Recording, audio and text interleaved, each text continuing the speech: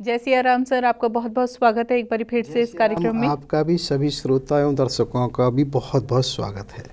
Sir, जैसे कि कार्यक्रम की पिछली कड़ी में हम बहुत ही सुंदर प्रसंग पर चर्चा कर रहे थे। प्रसंग था माता उर्मिला जी के बारे में, और समय के अभाव के कारण वो प्रसंग हमारा अधूरा रह गया था।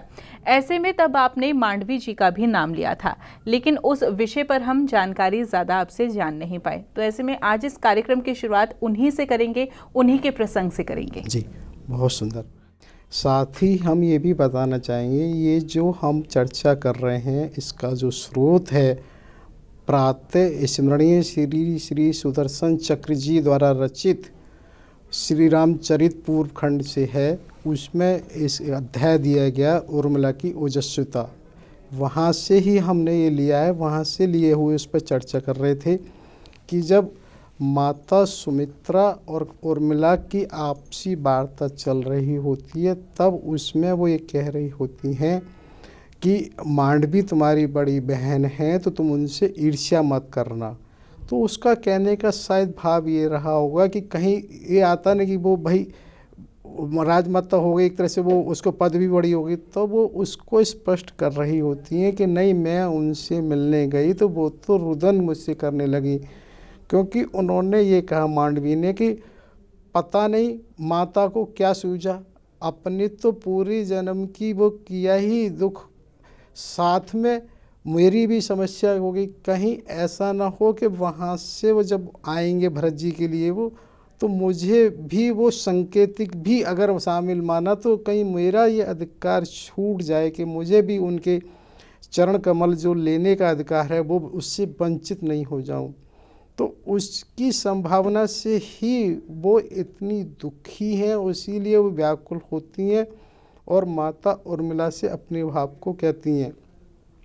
तो माता उर्मिला उनकी इस चीज़ को समझती हैं, और जब वो समझ रही होती हैं तभी इस बात को सुमित्रा से कहती हैं कि आप ये देखिए कि अगर उनकी ये स्थिति है जिसकी वजह से वो माता कैकेयी से भी बिल्कुल दूरी बना के रखती हैं, क्योंकि यहाँ सबके साथ ये हुआ है, जो कुछ हुआ है वो अचानक और एकाएक हुआ है, तो कोई भी ये नहीं समझ पा रहा कि उसे क्या कैसे करना चाहिए।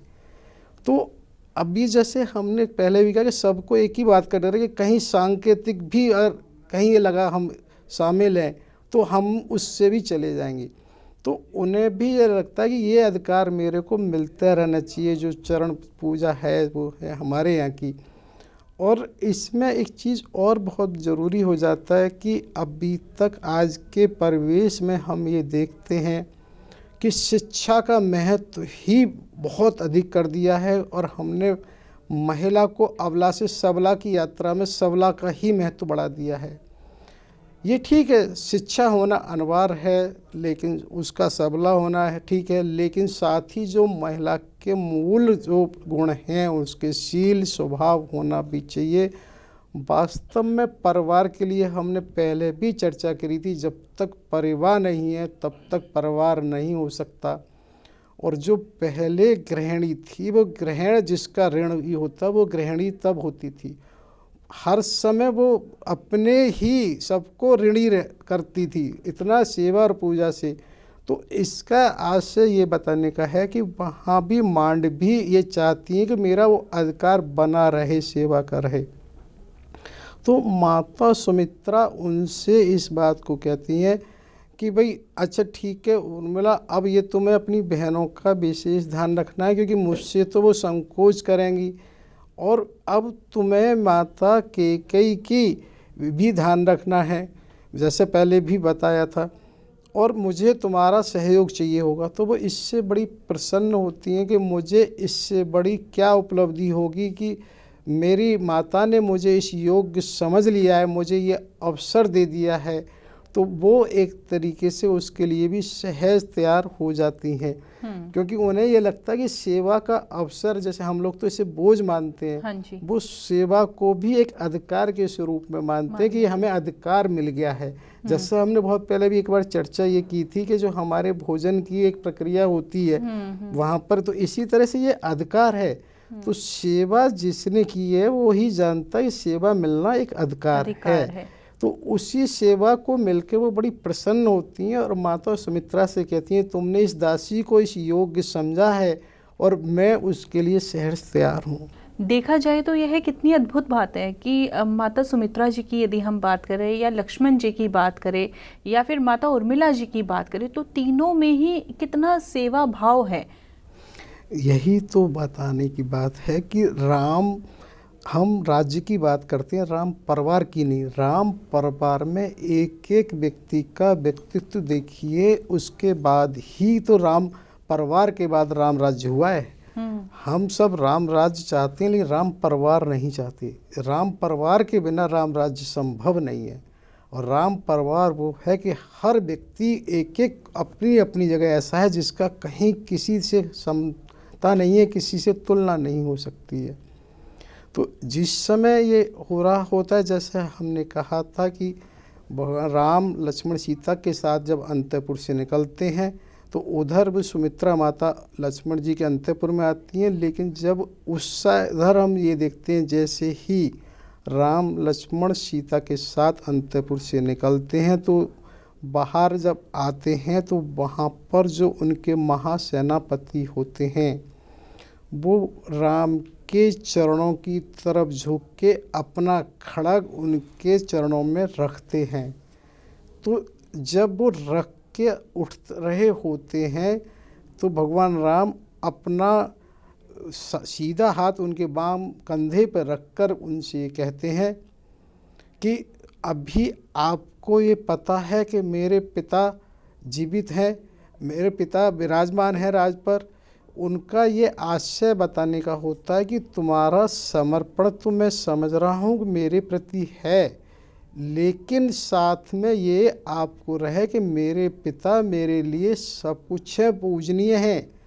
तो जैसा क्योंकि ये पहले हम चर्चा कर चुके हैं कि वहाँ पर जो जन आक्रोश की बात हुई थी तो ये जन आक्रोश का ही उसका कारण था कि उस तरह से उन्होंने जो महान सेनापति हैं अपनी समर्पण भगवान राम के प्रति तो किया है, लेकिन राम जी भगवान ने ये कहा कि अगर तुम्हारा मेरे प्रति समर्पण है तो ये भली भांति आपको अवगत होना चाहिए कि महाराज ही विराजमान है और मेरे लिए वही सब कुछ है। तो ये आज से ये बताने का था कि उधर सेनापति उनसे ये कहते हैं कि प्रभु आप ये देखिए कि जो सेना की निष्ठा है उसको बदलना आसान नहीं होता और यदि एक बार बदल जाए तो उसको दोबारा बदलना आसान नहीं होता। आज से कहने का ये है कि राम जी भी इस बात को समझ रहे हैं कि सबने एक तरह से विद्रोह की बात हो गई है, क्योंकि कहीं ये पहले भी आता है कि दशरथ जी महाराज ने भी छूट दे दी थी कि मैं सबको स्वतंत्र करता हूँ, कोई एक कर्तव्य न माने। भाई कहीं ना कहीं वो भी ये चाह रहे भी कोई समाधान महाराज दशरथ के ऐसा निकले कि भी राम नहीं जाए। तो यहाँ सबसे बड़ी बात ये कि जिसको भी देखोगे वो राम का ही प्रेमी है, बस उसका अपना अपना तरीका अलग है। चाहे वो आप दशरथ जी को देखें, कैकेयी को देखें, सुमित्रा को देखें, किसी को भी देखें, कौशल्या माता को देखें, सबका प्रेम है राम से। जिसकी जो भी अभिव्यक्ति है केवल उसके ही कारण है। तो यहाँ महाराज दशरथ ने जब उनको ये कह दिया था भाई मैं अपने बाहर से स्वतंत्र करता हूँ, तो उसके बाद वो जो जन आक्रोश है और भड़कना स्वाभाविक हो जाता है। तब उस समय भगवान राम ये कहते हैं तो अच्छा एक काम करो, तुम बाहर जो तुम्हारे सेनापति हैं, सेना है, उनको इकट्ठा करो, फिर उनसे मिलते हैं। इधर जब वो वहाँ से निकल रहे होते हैं अंतपुर से माता कैकेयी के, तो ऐसा भी आता है कि अन्य रानियाँ वहाँ आती हैं। जब रानियाँ आती हैं तो उस समय भगवान राम ये कहते हैं कि माता 14 वर्ष का समय है, ये तो ऐसे ही बीत जाएगा, इसमें कोई ऐसी बात नहीं है। आप महाराज का विशेष ध्यान रखें, महाराज की ही वो चिंता करते हैं। वो भी उस समय उनसे ये कह रही होती हैं कि नहीं। तो उसी समय ये बात भी आती है कि माता कौशल्या माता जानकी को बड़े समझाती हैं, पति धर्म के बारे में बताती हैं कि भाई पत्नी का धर्म ये होता है कि कहीं किसी भी तरह का कष्ट हो तो वो उसमें सम्मिलित हो। कहीं इस बात को रखती हैं, ये मत सोचना भाई तुम इस तरह की सुख सुविधाओं में पली बड़ी हो, तुमने तो कभी कुछ देखा ही नहीं, तो कहीं ऐसा ना हो कि राम का अपमान कर बैठो, कहीं तुम्हें ऐसा लगे।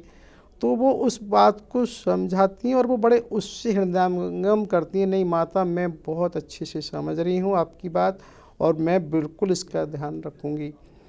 जब इस तरह की बात हो रही होती तो वहाँ पर साथ में माता सुमित्रा भी होती हैं और वो माता सुमित्रा लक्ष्मण जी को किस तरह से समझाती हैं कि जब स्वीकृति की बात होती है तब भी ये बात हुई थी, उन्होंने सब कुछ कहा भाई तुम्हारे ही कारण राम वनगमन जा रहे हैं और तुम्हारे ही लिए वो सब कुछ है।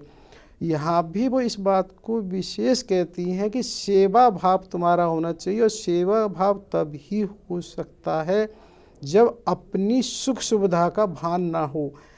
किसी भी स्थिति में तुम्हें ये नहीं ध्यान रहना चाहिए कि कहीं हमें ये चाहिए, आपका ये बराबर ध्यान रहे कि राम हैं, माता सीता हैं, इनकी क्या आवश्यकता है, किसी कारण से ये कुछ भी कहें तो तुम्हारी सेवा भाव में कमी नहीं आनी चाहिए। और वो इस चीज़ को भी कहती हैं कि वहाँ पर जो तुम्हें करना है तो ये विशेष रहना, किसी क्रोध से वो कुछ भी कह दें, हाँ जी। तुम्हें केवल सेवा भाव ही रखना है। साथ ही ये भी बताना चाहता हूँ कि देखिए माता सुमित्रा ने जब लक्ष्मण जी से क्या कहा है कि आपके लिए राम ही सर्वस्व है, और वो ये भी कहती है, बड़ी विचारणीय है कि अग्रज की सेवा में, आतंकवाद की उसमें प्राणों का उत्सर्ग भी इच्छाकुल वंश की वो रही है विशेषता। तो ये बड़ा महत्वपूर्ण है कि उन्होंने ये प्राणों का उत्सर्ग कहा क्यों, मतलब ये बड़ा ऐसा लगता है कि अभी तो कहीं कुछ हुआ ही नहीं, ये तो भविष्य की चीज़ है। यानी कि सुमित्रा माता ने यहाँ तक उनको मानसिक तैयार कर दिया कि किसी भी तरह से सेवा में ये नहीं रहना चाहिए कि यहाँ पर ये असुविधा हो या शरीर का भी भान हो, मतलब किसी जीवन का भी दाव लगाना पड़े तो हमें पीछे नहीं हटना है। तो ये बहुत महत्वपूर्ण इसलिए हो जाता है कि शायद माता इस तरह से कैसे हो सकती हैं, तो उस सेवा भाव माता को बार बार प्रणाम करने का मन करता है। और मैं तो इसको आज के वातावरण में ऐसे ही देखता हूँ कि आज भी राष्ट्र की जो रक्षा होती है वो कहीं ना कहीं राजपूता माताएं ही होती हैं, जो इस तरह से अपने प्रेम को छिपा के और वो उस तरह से सेवा भाव में कि अभी अगर देखें पुराने समय के जो मुग़ल काल में अगर कहीं भी युद्ध लड़े राजपूताओं ने तो वो भी कहीं ना कहीं जो माताएं थीं राजपूताएं थीं, कहीं ना कहीं छत्राणी थीं। और आज भी अगर हम सेना में देखेंगे तो बहुत सारी माताएं वो छत्राणी होती हैं, उनको प्रणाम करने का मन है कि भाई वो किस तरह से अपने प्रेम को भी छिपा के और राष्ट्र की सेवा और उसको महत्व देती हैं। साथ ही ये भी बताना चाहता हूँ, जिस समय भगवान राम ये कह रहे थे कि सभी सैनिकों को अपने स्थान पर चले जाना चाहिए, तथा जो जनप्रतिनिधि हैं जिन्होंने उस समय बहिष्कार की घोषणा की थी उसको भी उसको वापस ले लेना चाहिए, तभी उस समय जनप्रतिनिधि इस बात को कहते हैं कि हम अपनी उसको घोषणा को वापस ले सकते हैं कि जैसे किसी को जातिच्युत नहीं किया जाएगा। कि उस समय उन्होंने की थी ना कि कैकेयी और भरत के लिए उन्हें ये संदेह लगा कि कहीं तख्ता पलट जैसी स्थिति होती है तो हम तो राम के साथ हैं। हम ये घोषणा कर सकते हैं कि किसी को उनकी जाति मतलब अपनी सेवा से उन्हें बर्खास्त नहीं किया जाएगा, लेकिन हम किसी को ये विवश भी तो नहीं कर सकते कि तुम्हें ये करना ही पड़ेगा। जैसे सेवा किसी की भी जो होती है एक स्वाभाविक प्रकृति से होती है। आज भी आप देखिए ना कि जो सेवा स्वैच्छिक हो सकती है वो किसी भी तरह से बल के प्रयोग से नहीं हो सकती। अगर हम ये देखते हैं कि बहुत सारी आज भी सामाजिक संस्थाएं हैं, जो धार्मिक संस्थाएं हैं, वह बहुत सारे स्वैच्छिक सेवा का योगदान देते हैं, तो वो सब चीज़ें विधिवत चलती हैं। लेकिन एक तरफ हम देखते हैं कि बहुत सारी सेवाएं हम पैसे के बल पे भी लेते हैं तो वो ज़रूरी नहीं सुचारू चल पाएँ। तो वो इस बात को जब रखते हैं तो भगवान राम को भी समझ में आता भाई ये बात तो स्वाभाविक है, एक तरह से उन्हें स्वीकार सी करनी होती है, नहीं कुछ कहते हैं भाई ठीक है। लेकिन वो ये घोषणा कर देते हैं जनप्रतिनिधि कि भाई ठीक है हम किसी को किसी तरह से ये नहीं करेंगे जाति युद्ध की, जिस जाति हमने पहले भी चर्चा की, जिस कार्य को वो कर रहा होता है उससे बाहर करना निकालना। जैसे अगर कोई सेना में, तो नहीं हम सेना से निकालते हैं, ऐसा नहीं करेंगे। तो उसी समय ये बात भी आती है कि जब वो सुमंत जी से ये कहते हैं कि भाई ठीक है, अब सुमंत जी को, क्योंकि महाराज दशरथ ने जब भेजा था कि भाई तुम इनको रथ के साथ ले जाओ और इनको रथ से घुमा के ले आना, इस तरह से बात आती है। तो महाराजा दशरथ के अनुसार जब सुमंत जी वहाँ आते हैं तो उनके साथ में एक पोटली सी एक होती है जिसमें कुछ वस्त्र भी होते हैं और कुछ वो अस्त्र भी होते हैं। तो वो पूछते हैं ये क्या है, तो वो ये कहते हैं कि ऐसे ऐसे महाराज ने, तो उसी समय ये कहते हैं कि महाराज सुमंत जी से कि इस समय महाराज की इच्छा को हम अनादर नहीं कर सकते, लेकिन इसको आप वापस लेकर आएंगे। और उस समय जब वो जा रहे होते हैं तो ये देखा उन्होंने जो कोलाहल सा आ रहा है, उस कोलाहल में महाराज दशरथ भी हैं और रानियां हैं, तो वो बराबर उधर से आ रही होती, तो उनके लिए बड़ी हृदय विदारक घटना ये हो जाती है कि वो कैसे इसको सहज करें। ये वो समझ रहे हैं कि होना स्वाभाविक है, लेकिन इसको स्वीकार करना भी मुश्किल हो रहा है। तो उस समय स्थिति सुमंत की भी बड़ी विचित्र होती है, क्योंकि पीछे से महाराज दशरथ और रानियां उनको कहती हैं रुको, हमें प्रभु चेहरा देखने दो, राम का चेहरा, राम का दर्शन। इधर राम ये कहते हैं नहीं, आप तीव्र गति से चलाओ, जितने आप वो चलो इनका कष्ट बढ़ेगा। हो क्या रहा है, वो उनके कष्ट से परेशान है कि अगर जितनी समय लगेगा उतना कष्ट बढ़ जाएगा। तो सुमंत जी बड़े उस समय स्थिति में हो जाते हैं कि भाई पीछे महाराज हैं जिनकी पूरा जीवन सेवा की है, और वो ये कह रहे हैं कि सुमंत रुको, सुमंत रुको, और राम कह रहे हैं तीव्र गति से निकालो, क्योंकि राम का भी उद्देश्य है कि उनको कष्ट नहीं पहुंचना चाहिए। तो उसी कष्ट को ना पहुंचने की वजह से वो तीव्र गति से जनसामान्य, क्योंकि बहुत अथाह जनसमूह है, उससे वो निकालने की कोशिश करते हैं और उसको आगे। लेकिन जब भी सब जन जन की आवाज़ होती है ये इसलिए ऐसा हुआ है, तो लक्ष्मण अच्छे हैं, जो सीता अच्छी है, साथ में जा रहे हैं राम के साथ में, तो उस समय उस रथ को वो निकाल के आगे ले जाते हैं। और तभी ये भी आता है कि महाराज दशरथ और रानियों को कहीं किसी ने ये भी कहा होता है कि जिसको हम बहुत प्रेम करते हैं, जिसको हम जल्दी मिलना चाहते हैं, बहुत दूर तक नहीं छोड़ने जाना चाहिए। तो ऐसा वो सुन के समझ के फिर वहाँ रुक जाते हैं, और इधर सुमंत जी उनके रथ को ले जाते हैं।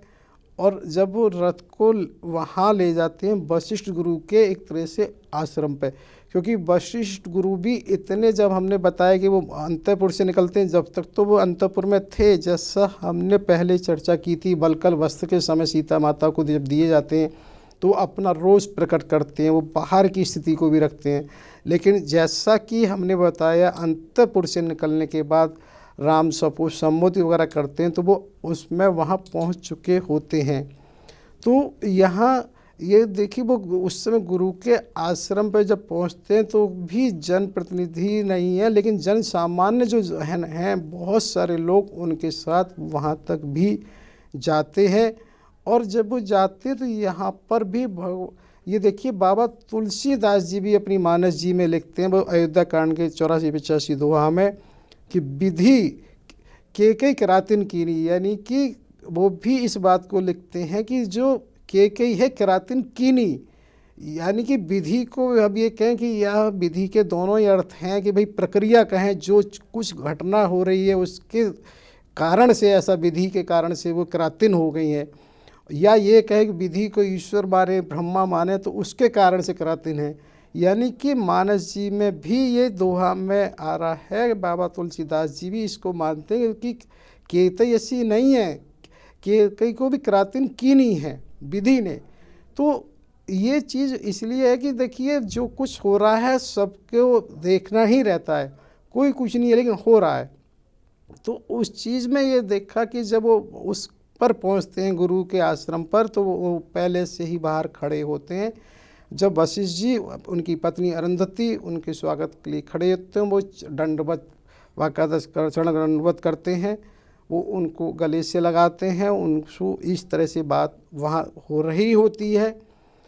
तभी वो उनसे भी ये विशेष निवेदन करते हैं कि मैंने एक तरह से जो महलों में व्यवस्थाएं पहले होती थी, तो उसको भी विशेष रूप से इस बात को कहते हैं राम जी कि जो नंसार के सेवक कहें या जो ससुराल के कहें या वो जो सेवा में रहते थे, उनकी व्यवस्था मैंने कर दी है। एक तरह से मुझे लगता है कि कहीं ना कहीं जो पारिश्रमिक जो मिलता होगा, अब अगर आप नहीं हैं तो ये बड़ी उनकी, देखिए ना कि सबका उन्हें बराबर ये ध्यान है, समय कम है लेकिन सबकी व्यवस्था को कैसे कहाँ क्या करना है वो पूरा उस पे है।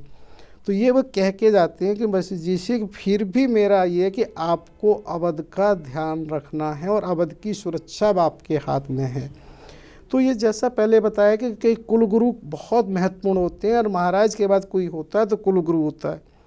कहीं हो सकता है भगवान राम है, सर्वव्यापी है, सर्वदर्शी, उन्हें दिख रहा होगा कि महाराज अगर नहीं रहेंगे तो क्या होगा, फिर भी तो किसी को संभालना है। तो एक तरह से वो उनसे कह रहे हैं कि भाई आपको ही सब कुछ देखना है। तो वो कहते हैं कि नहीं, महर्षि वशिष्ठ जी महाराज ये कहते हैं कि नहीं, किसकी ऐसी स्थिति है, कौन अधिपति ऐसा है जो अवध के प्रति वो कर सकता हो, आप निश्चिंत जाओ। क्योंकि होता क्या है कि राम जी का कहना भी इसलिए स्वाभाविक है कि कुछ भी हो, कभी कभी ऐसा होता है कि किसी के मन में अगर कोई कुंठा होती है तो वो उसको निकालता है कि अब अवसर मिला है, कि ऐसे अवसर पर हो सकता है किसी के मन में कुछ हो, वो कुछ करे। तो वो उस समय ये भी कहते हैं कि भाई आप माता कैकेयी का विशेष ध्यान रखने की वहाँ कहते हैं इस बात को। तो वशिष्ठ जी ये कहते हैं भाई मैं अब कुछ कर नहीं सकता, नहीं कह सकता, बस मैं ये कह सकता हूँ कि जो संभव होगा उसको, क्योंकि ये जिसके मन से एक बार ये बात आ जाती है कि उसकी अपमान हो गया, उसके मन से उसे निकालना आसान नहीं होता। लेकिन हाँ, ये कि फिर भी ऐसा भी आता है कि कहीं उनकी सुरक्षा इसलिए बढ़ाई जाती है महल की, कहीं ऐसा न हो जन सामान्य विद्रोह करके किसी तरह से महल को क्षति पहुंचाए, उन्हें क्षति पहुंचाए। ये होना एक स्वाभाविक। तो ऐसा भी आता है कि उनकी महल की विशेष सुरक्षा का उस समय इंतजाम किया जाता है कि जिससे उन्हें सुरक्षा मिले। लेकिन ये शारीरिक सुरक्षा दी जा सकती है लेकिन मानसिक नहीं दी जा सकती। जो उनका मानसिक कष्ट है उसको राम जी बहुत अच्छे से समझते हैं, जिसके लिए वो उनसे कहते हैं। तो वो भी ये कहते हैं कि बस इसके बारे में मैं प्रयास करूँगा लेकिन कुछ नहीं कहा जा सकता है।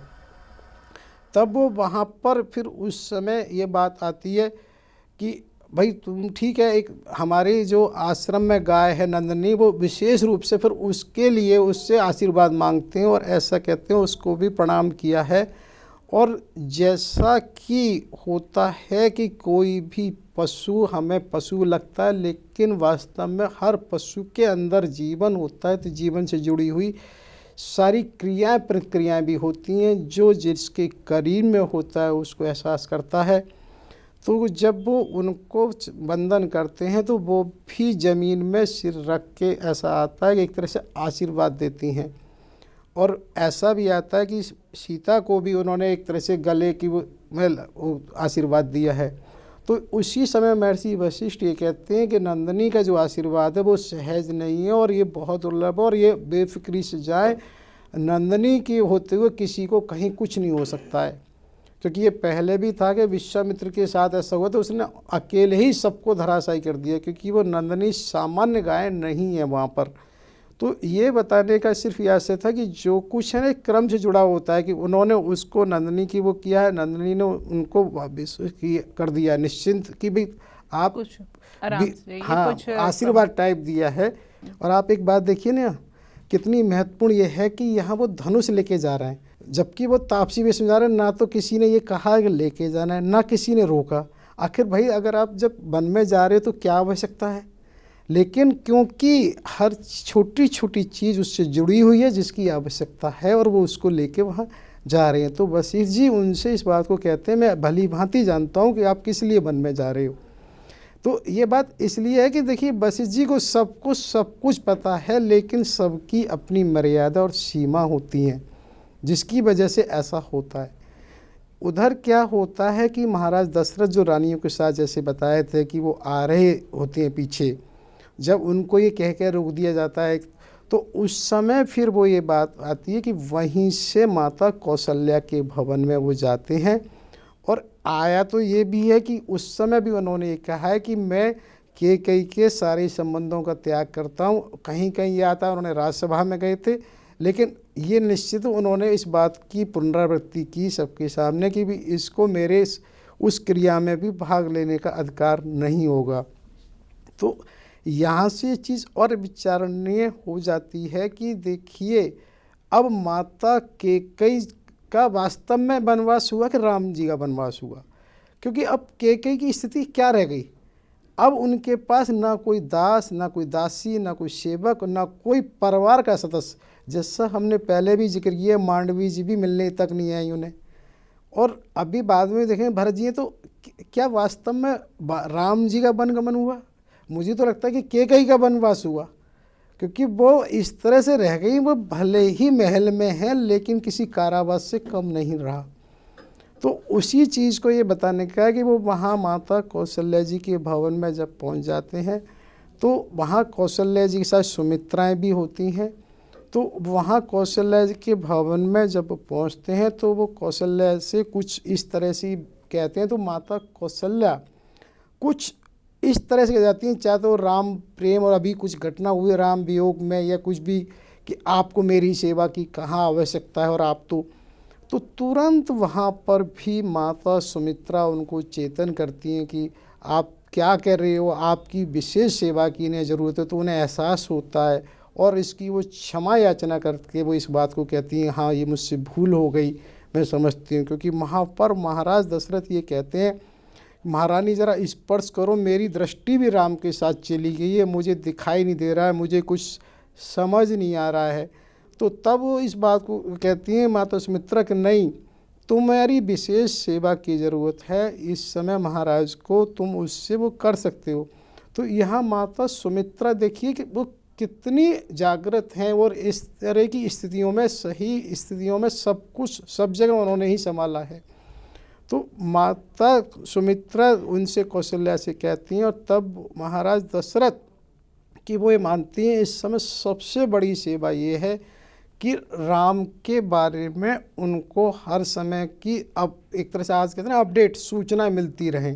तो ऐसा कुछ आता है कि उन्होंने 2 सेवक वहाँ लगाए हैं जो उनको समय समय राम जी के बारे में वो दे रहे हैं। तो वो ये सेवा को ही सबसे बड़ी सेवा वो मानती हैं। इस प्रसंग के माध्यम से हमने इस सेवा के बारे में भी बहुत अच्छे से समझा कि सही मायने में सेवा क्या है, और सेवा ऐसे ही नहीं है कि किसी को भी मिल जाती है। सेवा करने का जो मौका है ऐसे ही किसी को नहीं मिलता। ये बहुत सौभाग्यशाली व्यक्ति होते हैं जिन्हें सेवा का अवसर मिलता है। और आज भी इस प्रसंग के माध्यम से हमने बहुत कुछ समझा, बहुत कुछ नया सीखा, और उस विषय की ओर भी हम आगे बढ़े कि यदि श्री राम जी को वनवास ना होता तो ऐसे में दिए गए श्रापों और वरदानों का क्या होता। ऐसे में आज इस कार्यक्रम के माध्यम से आपने बहुत ही सुंदर प्रसंगों पर चर्चा की। कार्यक्रम की अगली कड़ी में भी हम ऐसे ही किसी अन्य प्रसंग से जुड़ेंगे आपके साथ। तब तक के लिए आपने अपना कीमती समय दिया, उसके लिए बहुत बहुत धन्यवाद। बहुत बहुत धन्यवाद सभी श्रोताओं और दर्शकों को सादर नमन वंदन, साथ ही क्षमा याचना करता हूँ गलतियों के लिए। धन्यवाद। जय सिया राम। जय सिया राम।